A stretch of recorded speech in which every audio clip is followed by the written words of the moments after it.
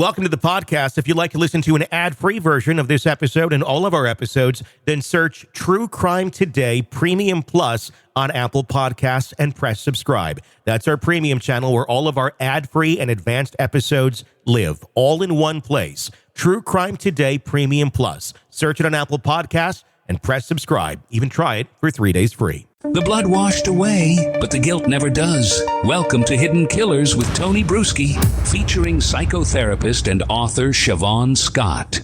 Judge Kevin Mullins, he is the judge whose life was ended in his chamber September 19th of 2024 by one of his close friends, Sheriff Shawn Mickey Stines. They were almost family, actually, for quite some time, married to sisters. Got together, had lunch that day, a long-term relationship, friendship, and then out of nowhere, it seems, for some reason, Sheriff Shawn Stines thought it was the right thing to pull a weapon out of his holster and take his life in his chambers that day. The big question is, why? What would drive someone to do such a thing as that? And there's all these rumors out there, and as of now, we really don't know exactly what or why, but let's talk about motivation, or let's talk about what could be psychologically going on with someone to take them there. Shavaun Scott, psychotherapist and author, joining me to do just that. You've probably seen the video just like I have. What's been your reaction to this case? It's one of the strangest things I've seen, certainly not one of the most gory things I've seen, but strange in who these two characters were, to have that kind of violence in the judge's chambers. I mean, it's just very, very weird. And, the only thing I can fall back on is there has got to be a heck of a story behind this. The sheriff was certainly not psychotic. He was not acting irrationally. He had been carrying on with his day in, all his normal routines. And so what happened? And this is what we just don't know. I mean, it's completely weird. And there was some bizarre things that were said as well by the sheriff as he was being arrested, something to the effect of, they're trying to kidnap my wife and daughter. I mean, that to me spoke to almost like psychotic break. I don't know. But Yeah. What's your take on that? Because it just didn't add up into the whole situation of, okay, maybe he saw something horrible on that phone that really, it just triggered him Right. as a parent or a father. I don't know if there's anything to do with his daughter in this. It's been some of the speculation. But then to say something like that, it really makes at least more questions. Yeah, that's where, if you had 5 or 10 minutes with the guy and could get him talking, I think you might know very quickly what this is all about. Because, if he had a delusional disorder, it could be something that there's something called a fixed delusion, where a person just has one weird belief and they seem fine in every other part of their lives. So they're not like, the rambling schizophrenic person who can't string 2 sentences together and is hearing voices and seeing things. You see a lot of criminal behavior come out of that kind of psychosis, where a person is just really disinhibited and they're not thinking clearly. They look crazy, in other words. But in this case, he didn't look crazy. He didn't seem crazy. But you do have this one strange bit of information, and we don't know how that is all tied together.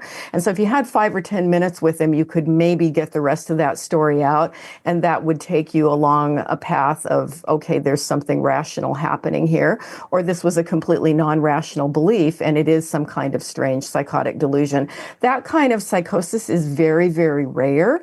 And so that's why you look at him superficially, you don't see anything that looks psychotic. But is it possible that there is something like that happening? Yeah. Do they really have a history of anything like this as far as we know? But history doesn't always, history needs to start somewhere. It can. Yeah, it can. I've seen people who had a first psychotic break in their 60s, which is very, very rare. It's usually teens or 20s most of the time when it starts. So, and again, there's usually a progression where, as we heard so much with Lori Vallow Daybell, who had some psychotic beliefs, definitely, but there was a progression over time where the person becomes weird weirder and weirder, and people are noticing. And with Lori, she's becoming more and more religious, and her beliefs are becoming more and more extreme. People were paying attention, but we don't hear anything like that in this case, where people were noticing that he was getting strange. It's possible he was, and nobody was noticing, but that's where I think even 5 or 10 minutes with him, we would have a lot more of the picture. Do you think, I mean, obviously we don't know so much about this case, so it's hard to say, what do you think? But I mean, the death penalty is on the table on this. Prosecutors are citing the premeditated nature of the crime. I don't know how premeditated this was. Does this look to you like a premeditated murder, or does this look like someone who just kind of out of nowhere snapped? It sure looks like out of nowhere. And I understand that's what his defense attorneys are saying, that there was an extreme emotional distress going on. So something caused it. And the court, we do tend to, in the U.S., look at two things, very differently. If there's an incident that causes someone, it's called like a hot-blooded response. They're very upset, they're defending someone, or something happens, and they kill someone. That's looked at very differently from a cold-blooded response, where somebody plans and plots in advance.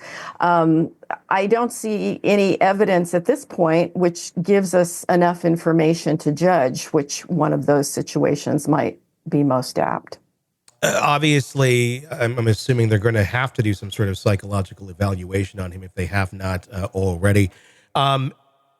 When you get into that sort of territory, how accurate can the findings be? I mean, obviously, it probably depends on the psychologist that's going in there. I mean, we just saw the Delphi case. That wasn't the best psychologist to go in and handle any of that because she was kind of taking the content and then using it on podcasts. But something like this, once they go in, what are they looking for? Like, what are they going to try and find when they have those conversations with him to get into his psyche? Yeah, you're always looking at the person's entire lifespan and, at what point did they begin having symptoms, if they're having any kind of symptoms. They're doing testing, personality testing and looking at his mood and his relationships. And, it's a really broad kind of picture that you want to get of a person. But I think in this case, it's really going to be key. What precipitated the behavior? What started it? And really the key thing, I think, legally is going to be, was he in his sound mind, or was he having delusions? And that's would probably be the focus. And that's not real difficult to do. As I say, even if you or I had 5 or 10 minutes with him, we might get the picture of, whoa, there's a crazy belief going here, or this is what happened, and there's something that was really threatening his family, and this is what it is, and the guy's not crazy. Welcome to the podcast. If you'd like to listen to an ad-free version of this episode and all of our episodes, then search True Crime Today Premium Plus on Apple Podcasts and press subscribe. That's our premium channel where all of our ad-free and advanced episodes live, all in one place. True Crime Today Premium Plus. Search it on Apple Podcasts and press subscribe. Even try it for 3 days free. Let's be honest. Nothing kills the thrill of a good murder mystery like a commercial for laundry detergent. It's like someone slapping a closed sign on your favorite dive bar. But you're not here for that, are you? You're here for the good stuff. So ditch the ads and upgrade to True Crime Today Premium Plus on Apple Podcasts. With True Crime Today Premium Plus, you get your crime straight, no chaser. Commercial free with extended interviews and early access. It's like getting the bartender's special when the bar's already closed. Search for True Crime Today Premium Plus on Apple Podcasts. Subscribe and drink it all in.